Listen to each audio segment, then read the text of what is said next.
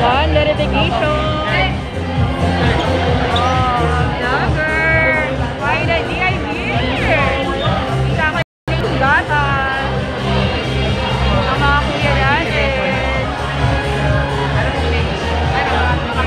Kita ko yung mga kuya natin. From Team Gatas.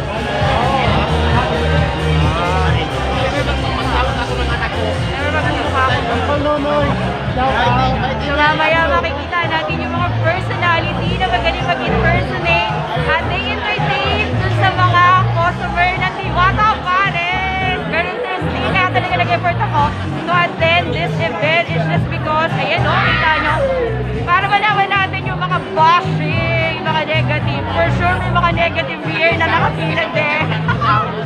Yes, ang mga kuya. I saw yung mga kuya Team Gatas. Tagal. So,